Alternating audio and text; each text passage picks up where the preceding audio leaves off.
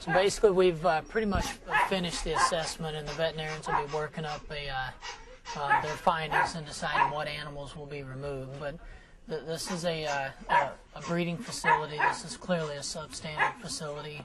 As we've been through here today, we've seen numerous animals with medical conditions, injuries.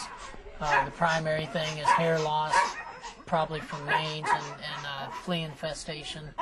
As you can see, kind of these animals right here, living in filthy conditions. This is pretty much their existence. They live in these small pens their entire life, breed as many litters as they can breed out of them, and then the animals are just discarded. The reports we had several days ago was that there were up to 400 animals on this property, and the information we're getting now is that many of these animals were probably killed when they suspected law enforcement was going to be coming in.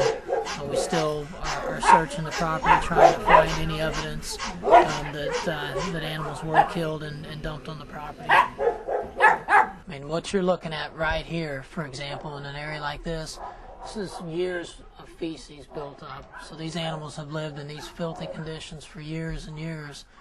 And this is one of the areas where they have just recently cleaned out, in my opinion, anticipating law enforcement coming in on a warrant. This is where they bring the moms in to deliver and keep the puppies until they get a certain age. And they have... there's not very many animals in here. This is one of the areas we suspect that they've come in and culled out within the last week or so. Hi guys. Hi babies. Hi babies.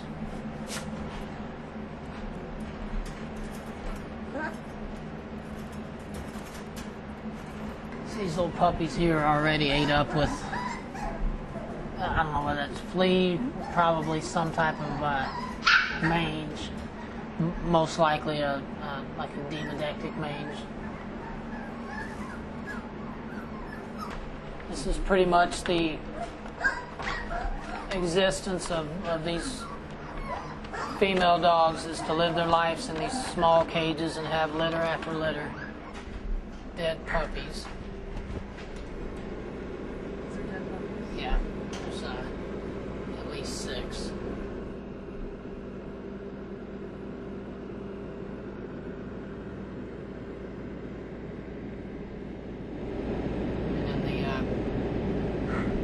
Animal breeding business, that's just, to them par for the course. I mean, they breed as many of these animals as they can, and if they die, they put them in a trash bag and throw them in a freezer or throw them in a trash can and don't really think twice about it.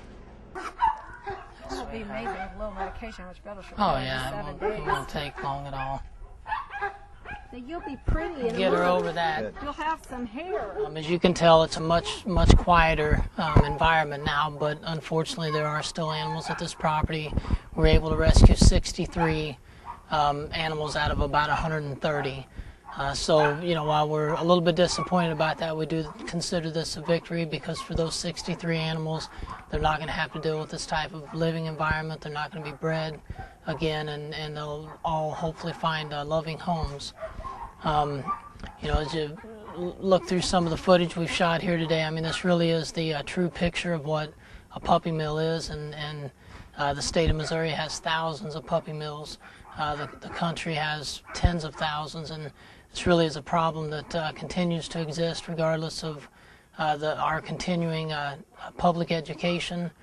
And I just need people to understand that really, when you go to a pet store and buy an animal, you're oftentimes supporting a place like this. These are where the parents of those animals live their entire life. They're bred from the time they're old enough till the time they're too old to breed, and then often just discarded like a piece of trash, and they start over. So I would encourage people to support their humane societies and adopt their animals from a local humane society, and not purchase an animal from a pet store or a breeder.